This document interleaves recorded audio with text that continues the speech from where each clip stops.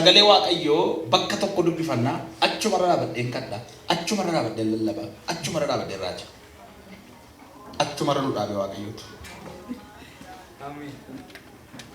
Kanaafi Qolaasaayis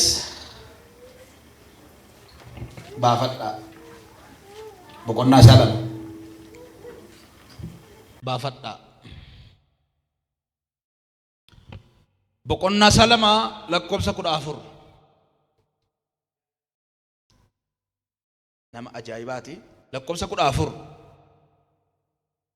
wanta nu irratti caafamee ture isa nutti hin tolin sana waan inni karaa seeraa nurraa barbaadu wajjin duguugee fannootti cinqaarsuu isaatiin iddoo isaatii balleesseera. Fannoo sana irrattis Kiristoos warra qilleensa irra gooftummaa qabanii fi humna qaban harka duwwaa hambisee bakkeetti isaan mul'isuudhaan salphisee isaan argisiise. Abbee ameen jedhaa bakka maal ama Yesuus maaliif ameen hin jettu adoo kumaana qabdaste harka ol kaasa iyyaate ameen jedhaa bakka injee meerra deebii dubbisi mee obsaan kee dhaga'u laata. Ilaa dhaggeeffadhaa waan maal irratti caafamee ture lafatti moositti waan nurratti caafamee ture waan nutti hin tolin otuun jaallatiin ba'aa dirqamaa isa baachaa ture sana gatii wayii nu dubbifataa ture waan inni karaa seeraa nurraa barbaadu wajjin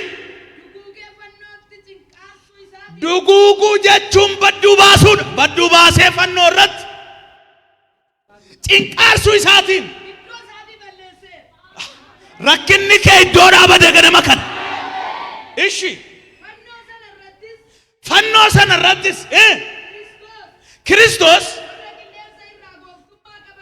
warra qilleensa irraa gooftummaa qabanii fi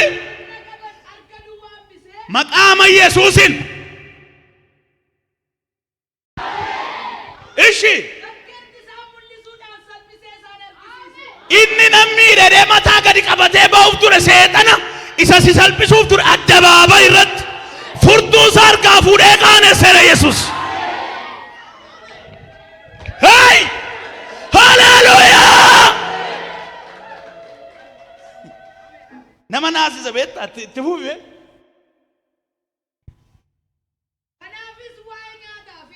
ilaa dhaggeeffadhaa warra guyyaa masqalaa guyyaa ayyaana waggaadhaan waa'ee nyaataa fi waa'ee dhugaatiitti waa'ee guyyaa ayyaanaatti waa'ee baatii lakkaa'u ji'a lammaffaa ji'a sadaffaa guyyaa akkasii ayyaana jiraa jedhanii yookiis waa'ee sanbata eeguutti namni tokko isinitti hin faradinii isaan kun gaaddidduudha isaan duwwaadha taa'e ingaa fannoo edeen lallaba matoree maganama kanaati ilaa akkeedha beettu 15 fannoo edee jalqaba dubbiin kun dubbii gurguddaa isin nama ciccimaa dhattanitti bitaacheera baay'eensaa bitaatti galeera waggaa 30 waggaa 40 waldaa kee taa'e waa'een fannoo namaan galin jira luba jettee namni jaarsa harri baaseerratti waa'ee fannoo gaafati lakkooftu waa'ee fannoo yooti gaafat muka kiritamee laphee irra taa'u malee Kiristoos isa fannifamee dhiigni isaa nu fayyise hafuuraan keessa keenya jiru hin beeku namoota muka kiritame gale malee inni fannifamne hin galleef isa dubbachuu barbaadeetan har'a guyyaa har'aa kana fannoo dha'een mukicha moo dhugicha kan bilisa si baase inni si fayyise mukicha moo dhugicha muka kiritamee asirra taa'u moo dhugicha isa gad dhufeedha dhugichi bilisa baase. Fannoo mukicha tun taane namticha achirratti fannifame mukicha ayyaaneffanna tun taane dhugicha ayyaaneffanna ayyaanni keenya mukicha biti dhugichaan jedhe namni kanatti amanu laa diklaariyaas warri mukicha hinaf akkana waan qabatamaan isinitti himaa waan qabatamaa wanti sii galuu qabu Kiristoosuma ila keemistirii naa galuu deetteen jennaqamin maatii siin naa galuu deetteen jennaqamin waa hojii gummaa naagalu deetten jenna qabin in wanti sii galu waan biraadha hojii na tojjettee jiraattu waan biraadha wanti sii kenname jira dirqama inni sii galuu qabu maatii sii miti Kiristoos inni sii gallaan gaal inni sii gallaan nama hundaaf immoo hin galu waldaa kee buleeyyii warra umurii lakkaa'aniif hin galle xixinnayoota warra mandaratti qataman warra akka olaa karaarraa badan karaarraa dhufanii waldaa keetti argaman warra karaarraa badeetti dafee balaq jedhee mul'ata Kiristoos.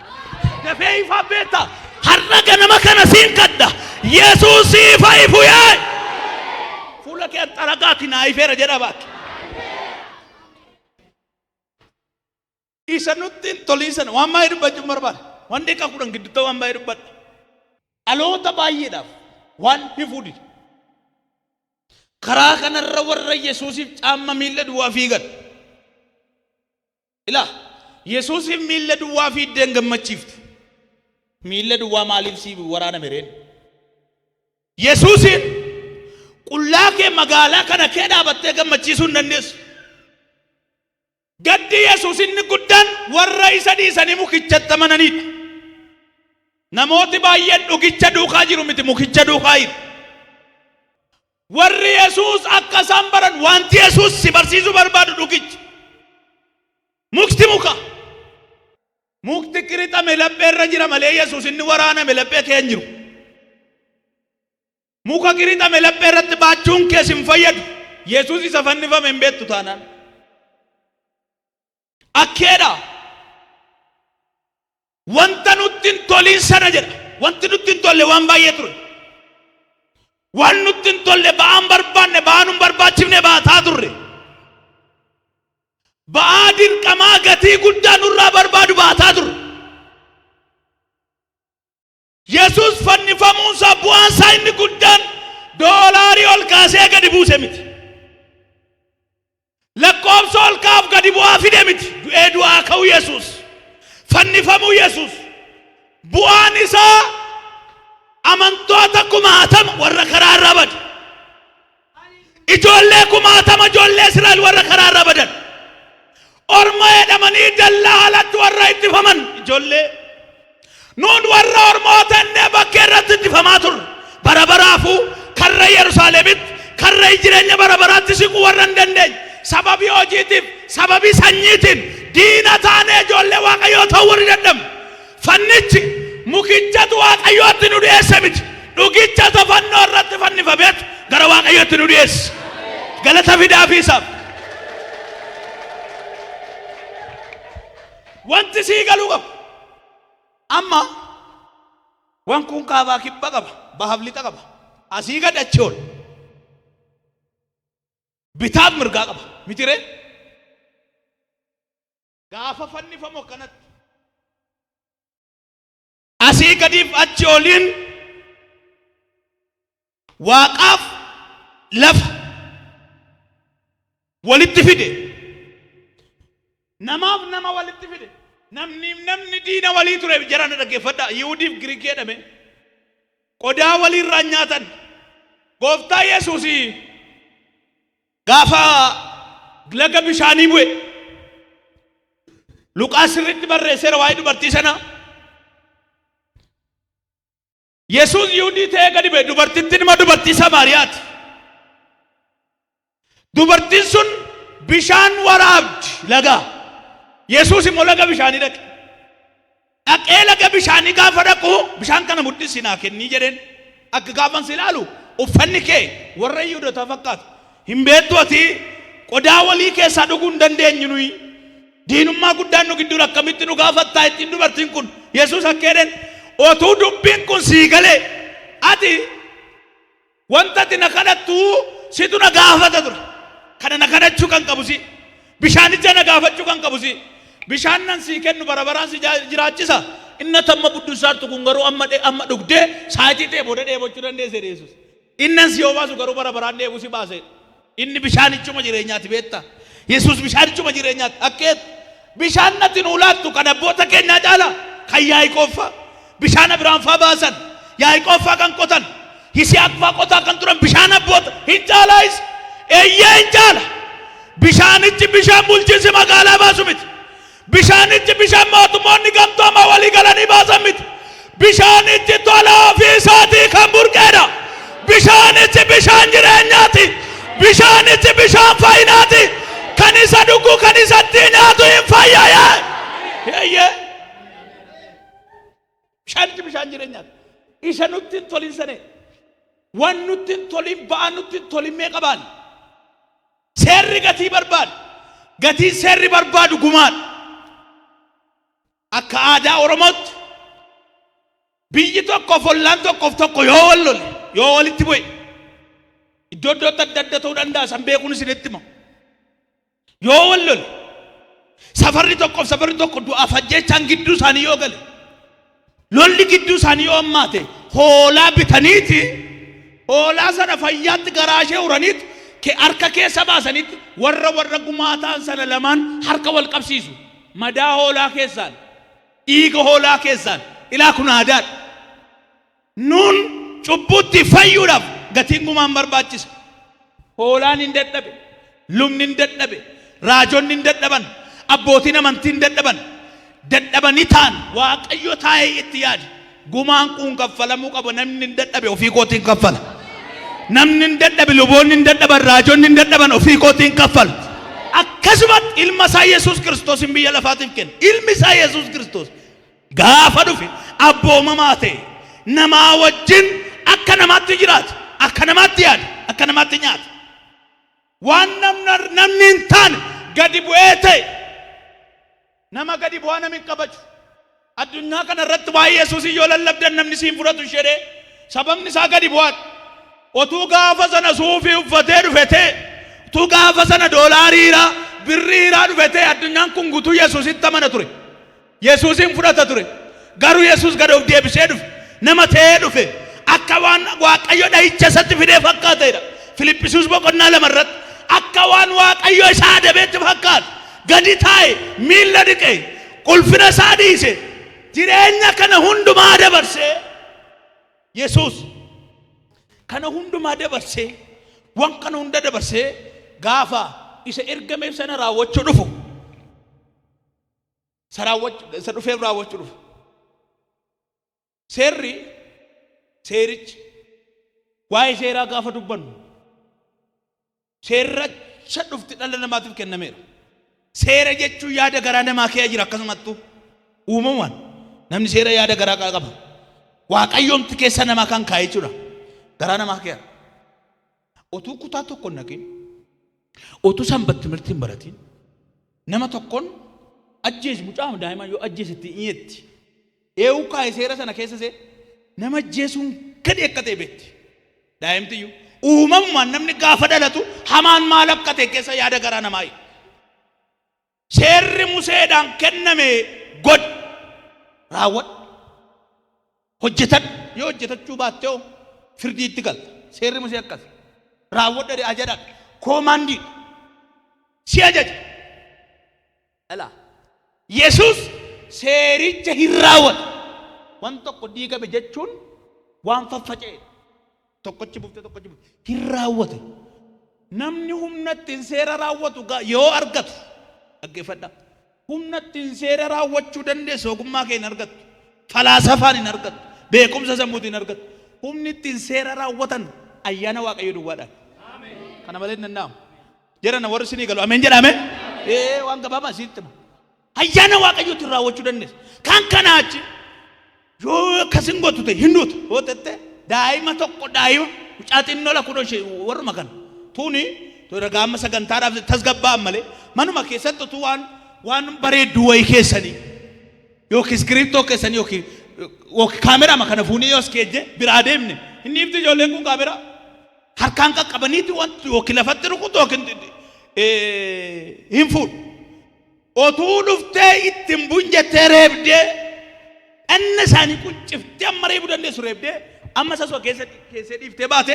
takka turtee numa fuuti sababni isaa hin reebdesitu waan cimaa qaba itti seerri akkasi timbuun hin rukutamta si adaba gaafa si adabu waan kun minyaadha namatti tola akkuma waan fa'a maaliif irraa nu dhowweedhan seera abboommi maaf irraa nu dhowwe yosoo waan kun nama fayyada jechuudha waan kun dhuguma gargaara jechuudha waan kun dhuguma ija keenya bada akka waaqayyo nu godhe jechuudha jedhan otuu go waaqayyo kanarraa hin nyaatina sanatti mun abboommi na tochi kan jiru ta'ee jarri kun waan sanatti mun callumadhanii eegu turan waa'ee san dhiisi kanatti mun kanarraa hin nyaatina otuu hin jiru ta'e namni waan irraa dhowwamtetti fiddi Maa hin argine magaalaa nagaa asitti fincaa'uun hin danda'amu jedhee barreeffameera.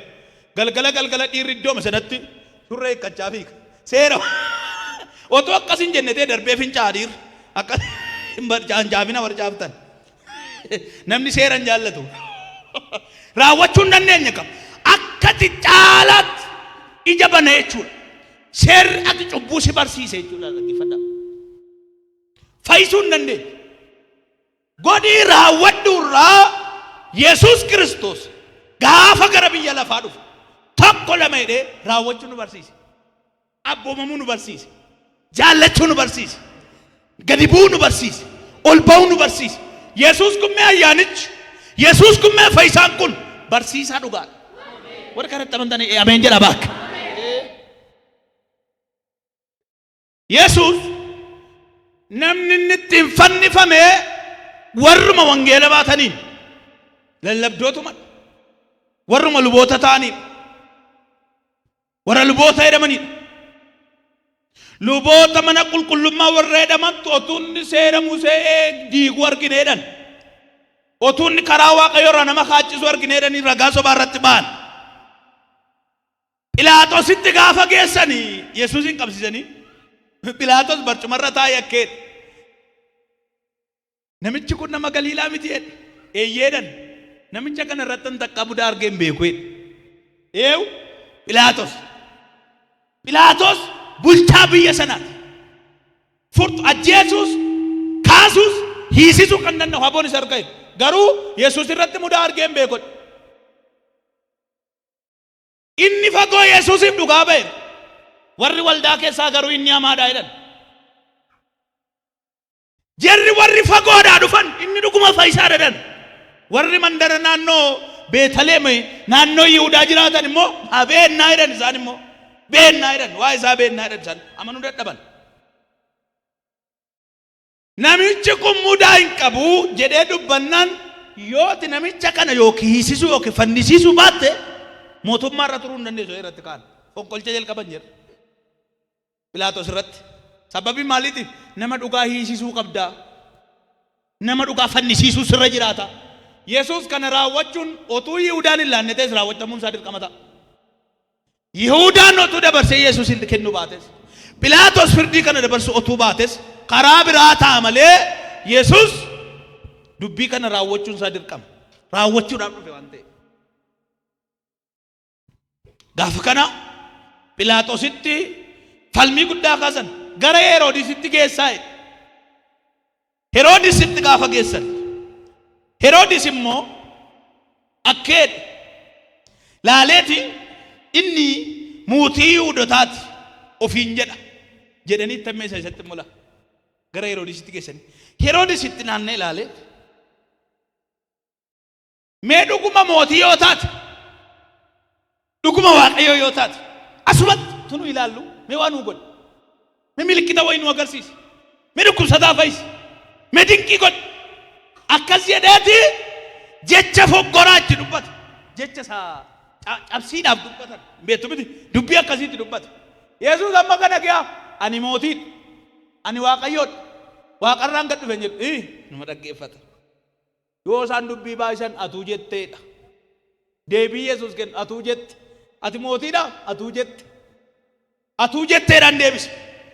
Mootiin namni guddaan of hin himu nama of himu shakki nama waan hin qabneen of qabbatu shakki zeeroodha. Homaan irra hin jiru harka isaa qabamtu jiru miliyoona sii qaba siin jennaan shakki miliyoona dhiisi akkaawuntii isaarra birrii 5 hin jiru. Nama of himu shakkiin jedhu nama calluma deemataa gadi qabatee deemu cal jedhees nama calluma immoo waan guddaa harka irra sodaadhu. Nama hin dubbanne nama hin bambanne nama waa dubbii haasaan baay'u sodaadhu hin jedhu. Kun erga ta'e booda Heroodis gara Phiilaaxoositti asii achi deebisiise. Yeroo lammaffaa Phiilaaxoositti erga deebisanii Phiilaaxoos akkeedha erga isin jettanii barreeffama akkasii barreesse inni mootii Yihuudootaati ofiin jedhi barreessennaan dubbii barreeffama sanaa irratti lolakka'e. Inni tokko isumatu mootii Yihuudootaati ofiin jedhaa. Kan biraan immoo tuuti tokko immoo mootii Yihuudootaati ittiin jedhan jedha. Pilaatos waan an caafe caafeera dhee caafeerra kaa'e. Waan an caafe caafeera jedhe. Jarri sun girrigirrii barbaaddi waan ta'eef. Firdiin kun erga darbee booda Yesuusin itti faradanii isatti hin fannifamu jirma guddaa irra kaa'an. Eessatti fudhadhuu gaara fannootti ol ba'i. Yesuus hin baadhu natti ciman jedhe. Baachuu waan dhufeef. Natti ulfaata ba'aa kana hin baadhu jirmi kun natti ciman jedhe. Jirma ulfaataa sana garas lubbuu fayyuuf hiriira miliyeena qabatee jiru ilaala waan ta'eef. Miliyeenatu ta'ee cubbuu jalaa ba'uudhaaf waanjoo seeraa jalaa ba'uudhaaf adabduu sana jalaa ba'uudhaaf jedhu ilaalaa waan jiruuf jirman natti ulfaata hin jenne hin baate. Karaa kanarra jirmaa wajjin darbataa gaafa deeman nan darbatina natti ulfaata hin jenne darbadhaa yeroo keessani isinii ayyamame darbadhaa yeroo keessani annama guddaadhaan waaqayyo dhadhee of hin falmine dhugaa isaan falman dhugaa Yesuus falmuu dhufe cubbamoota harka bineensaatii baasuudha. Cubbamoota Luusifer harkaa guuruudha. Furtuu sana fuudhee ol deebuudha. Harka kee ol kaasee furtuun si ol fuudhameera jedhi baakki. Injiru sagalee kee adaraa waaqayyo jedhira deebii. Harka injiru edaa. Harka injiru. Hin baate. Otuunni karaa deemu dubartoonni warri fira isaa ta'an Yesuusitti siqanii akka jedhan. Akka jedhan. Gaafatti siqanii. Maaloo bishaan dhugeedhan. Warra dubartoota Yerusaalem. Bishaan dhugeennan ilaakkeedha. Kan muka jiidhaa akkas godhan. Muka gogaa immoo akkam godhure. Dubbiin kun dubbii sookoof sorgoo qabudha. Dhaggeeffadha. Anaaf hin yaadda'inaa. Ijoollee keessaniif bu'aa. Anaaf hin boo'inaa. Baasaa baachuu itti fufe. Otuu karaa deemaa jiru dhayichiif tumannaaf reebichi waan itti cimeef Yesuus jirma sana akkasumatti baateet dadhabuu isaa argan. Namichi tokko hojjaan isaa dheeraadha. Namicha biyya qareenaati. Namicha biyya qareenaa kana baatanii fuudhaniiti jirma kana baachisan. Baatee dadhabe. Namtichi waan namni baachuu danda'u miti waan ta'eef. Jirma namni dhuunfaan fuudhuu danda'u miti. Ilaaliidha. Ilaalimee san baadhaa jiru. Ilaalimee waan an fuudhe kana. Ilaalimee ba'aan baadhe kana. Namichi biyya qareenaa kun waanjoo kana baachuu hin dandeenye. Itti cime. Yesuus isa ba'aan keenyatti hin cimnee harkaa fuudhe. Yesuus isa cubbuun keenyatti hin cimnee harkaa fuudhe. Yesuus isa wallaalummaan keenyatti hin cimnee harkaa fuudhe. Yesuus isa salphinni keenyatti hin cimnee harkaa fuudhe. Waanjoo kee cubbuu kee kan baate Yesuus yee. Isa Yesuus sii baate fuutee baachuudhaaf hin fiigin. Hin fuudhe. Gaafa fuudhee geessu iddoo lafee mataa sanatti ol ba'an. Lafee mataa jechuun iddoo Golgoota jedhamuudha. Iddoo sanatti gaafa ol ba'ani wangeela Yohaannis boqonnaa 19 kaasaa dubbisaa. Gaafa ol ba'ani Yesuus kallattiidhumaan uffata irraa baasan. Gaafa uffata irraa baasanii fannoo Yesuusiif qophaa'ee jira. Dhaggeeffadha. Fannoo Yesuusiif qophaa'e. Fannoo Yesuusiif qophaa'e sanarraa ciibsan. Yeroo mizmaara sana kan itti kenne Pilaatos. Mizmaara Yesuusitti waraanamu kan gumaache Pilaatos hin jedhe. Gaafa firdiitti farade mizmaaran itti rukutamu duukaa kenneef. Mizmaarri sun abbaa 15 isa laga kanaa miti. Kunoo isa suuqidhaa bittan miti. Mizmaarri sun giraama. Mizmaara giraama gurguddaati. Mizmaara dhedheeraa. Yesuusin fedhiidhuma isaatiin fiigee harkaan ba'uma tokko kana gochuu kan danda'u. Maaloo dee fiigee ba'a ture. Wanticha kan raawwachiisaa jiru jaalala. Jaalala mudaan qabna. Jaalala mudaan qabna. Jaalala birriin keessa hin jirre. Ofii isaatiin of kennee dhaqee fannoo irra ciiseef. Gaafa asii harka isaa mirgaa rukutan jedhe nan rukutinaan jenne mallattoo baafannaati. Asiinis rukutan jedhe miilla isaa wal irratti fannoo irratti rukutan. Gaafa isaan ol baasan Yesuus fannoo irra taa'ee ilaala. Foon isaa fannootti ol baasanii lafa ammoo carqiin uffataa ture qircatu waliixaatti walii buusu lafa biyyi lafa akkasisa goote foon isaa kukkutanii fannoo tol baasan uffata isaa isa raafe moo lafatti xaawatti walii buusu abbaa fudhatee galu dhanii ixaatti walii buusa hiraatan Yesuus akkeedhe nan dheebodhee achirratti kan naqu bishaan qulqulluu ture garuu lafa dheebuu cimaatti reebicharra oolee lifaatii guddaarra oolee ba'aa baachaa oolee rakkoo guddaa kee ture nama rakkina guddaa kee ture nama ibidda cubbuu dhaamsee fannoo tol ba'e nama akkasitti xoofoo hadhaatti geessan mukaan achi oola xoofoon sun isanii dhuguu qabnuudha xoofoo rakkina keenya ofii dhuge xoofoo rakkina keenya ofitti fudhate xoofoo cubbuu keenya ofii dhuge xoofoo ba'aa keenya ofii isaatti dhugeeti akkeedhe xoofoo erga dhuge booda hattuun tokko bita saayira tokko mirga saayira inni tokko akkeedhe dhuguma yoo waaqayyoon taate fannoo kanarraa nus buusu ofii solchi ofii kee solchi nuuni solchi zim jedhe Yesuus arrabsamuu lafaa fuudhee ol ba'e waan ta'eef na arrabsiteedhee na arrachirratti arrabsamuu fuudhee ol ba'e silayyuu inni mirga saayiru tokko akkee obboleessa ko nuyi kan ol baaneef firdii keenya dhugaa fudhanne dhuguma balleessine dhuguma nutti faradame hanneerra balleessineerra sababii cubbuu keenyaatiif nutti faradame tasitti ol baane inni garuu balleessaa tokko malee reebame balleessaa tokko malee caccabsamee sirratti ol ba'e attamitti akka jettennaan Yesuus akkeedhe atarruma na wajjiniin jannatatti galte ameen ameen ameen dhaggeeffadha hattuun fannoo irratti Yesuusin akkeedhe sun nama cubbuu baay'ee qabuudha sekenditti Yesuusitti amane cubbuun isaa dhiifameef amantii jechuun isinitti himu dhiifamuu jechuun isinitti himu akka haqata booyyee miti booyyeen diddigee deebi'ee immoo nyaata akkas miti dhiifamuu jechuun si'a tokkicha Yesuusitti amanuudha si'a tokkicha Yesuusitti amante dhiifama argattee jechuudha har'aa boris miti mee warri Yesuusin qabdan si dhiifameera Yesuus fannoo irratti dubbii sana xumureera kanaaf mukicha caalaa dhugicha mee jedhamee mukicha miti dhugicha bilisa na baaseedha jedha warri gammaddamme chaagola harka keessa Yesuusiif